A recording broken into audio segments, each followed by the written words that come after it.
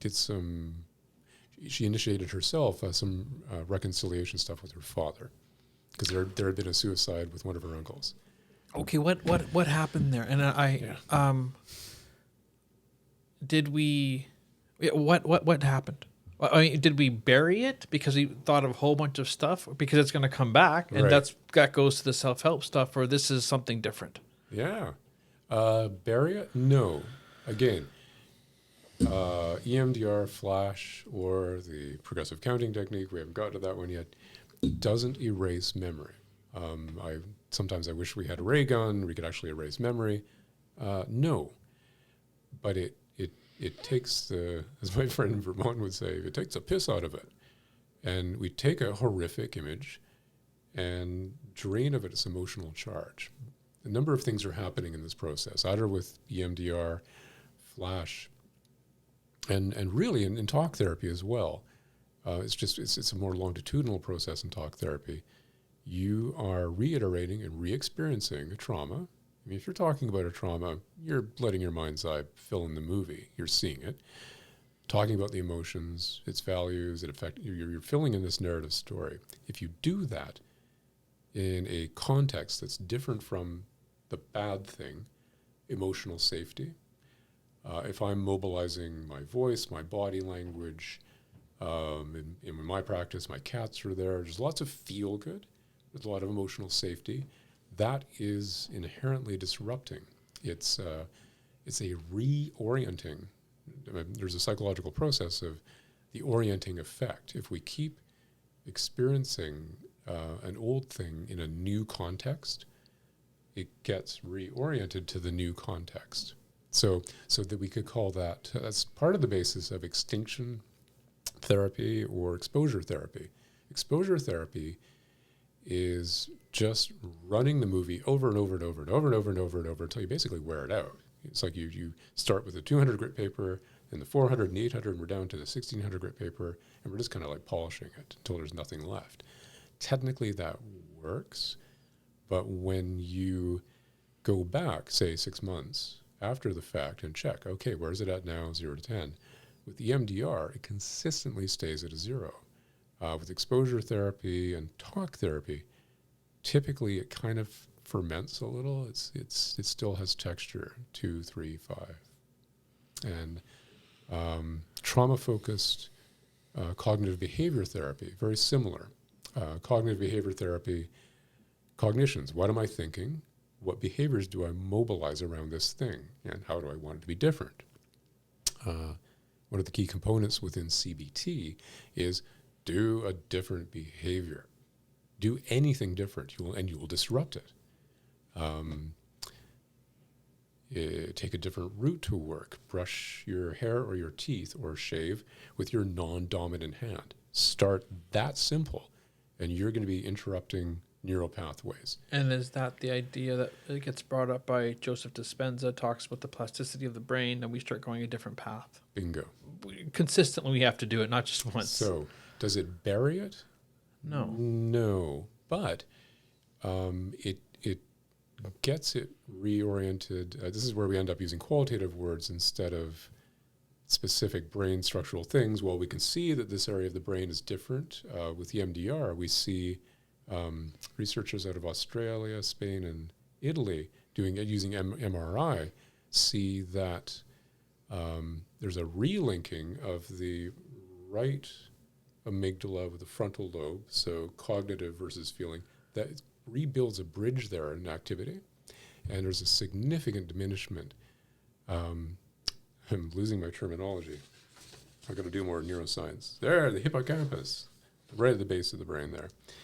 The hippocampus actually changes weight and mass in the process of EMDR. Pre-post testing with MRI shows you get upwards of a 6% increase in mass. So this is it is a neurophysical process, which for me qualitatively does jibe with what a lot of clients talk about. My brain is fizzing, my brain feels different. The image I'm using, it's harder to hold on to. It's desaturated, it's pixelated. It seems like it's black and white and further away. So there's a diminishment. It's probably the biggest word. So buried, no. I tell all my clients, usually in the first rounds, when it gets close to 0, how could this be a 0? That's nuts. It was awful. I still want to kill them. But yeah, but we started at an 8. Oh yeah, I feel okay. What keeps it from being a 0? I had a client who made bad choices. She was bringing some cocaine back from a Central American country and got caught in that country. She was in one of their prisons, several of their prisons, for about 3.5 years. Horrific experiences. And she's kind of appropriately proud of having survived that 20 years ago. We ended up negotiating and arguing. She was fun. No, it's going to be a 0.1. That's where it stays. Screw you. This is my badge of honor. Great. Okay, we'll call it an atmospheric 0. And it lives in the long-term filing cabinet back there. She can pull it anytime she wants and hits play. Window dressing's still there. Sound effects are still there. But it doesn't jump out at her and keep her awake and sweaty at 3 in the morning anymore. I want to touch on 3 other things before we kind of wrap up. Is you mentioned just before you started something about the flash therapy? No, numbers. Flash technique.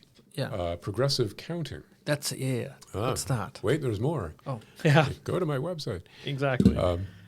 These are the 3 main tools I use. It's probably 90% EMDR. And then when things are really hard to be in the same room with, the flash technique is nice. It's only 10 seconds. Up, up, up, up, up, up. Nice little sputters. It's a good place to start for the hard stuff. Progressive counting is very, very linear. You're going to take the memory, you're going to watch it like a movie, literally. Client had a memory. They had 2 older sisters. They got an orange cat. They all loved the cat. Dad didn't like cats for whatever reason. And his memory was of Dad chasing Tibbles the cat through the backyard with a broom and feeling the cat's terror. This is like the child was 3 when he remembered this. So I had him watch this like a movie. Can see the cat running out of the house and Dad whipping around the house chasing the cat with a broom. Well, exposure therapy would have us simply run that movie over and over and over, over and over and over, and then you tell me when it feels better. What we do is we bookend the movie with, okay, what were you doing before the bad part happened? I was in the sandbox in the backyard, and I loved creating things. What were you doing when the bad part was really over? We were having dinner, and Tibbles was having its food, and Dad had actually apologized for being a jerk. Okay, so the counting part is I'm going to count out loud 1 to 10. You be at the beginning of the movie, before the bad part happened, watch the movie, get to the end of the movie when the bad part was over. 10 seconds, go. 1, 2, 3, 4, 5, 10. Did you get to the end of the movie? No. Make sure you get to the end of the movie, even if you have to kind of fling yourself over the finish line. 10 seconds isn't very much for a movie. Progressive part is next round, 20 seconds. Next round, 30. Progressively up to 100 seconds. So you really expand the movie. Granular detail. So that's kind of a lot like exposure therapy, very linear. You're watching the movie. EMDR is very, very associative. Look at the one image and be aware of whatever's popping up around it. So progressive counting, we're checking in each round. How bad is the bad part now, or the worst part of the movie? Starts at an 8, gets up to a 10, still a 10, still a 10, and it always ends up creeping down to 0 because the mind loves to multitask. Yeah, Dad was a jerk, but he got me that drum set when I was 9. Confounding information, contrary information, novel information. Oh, okay. And then we reach this reconciliation of stuff. Oh, yeah, I love cats. I became a veterinarian. Okay, so it gets to a 0.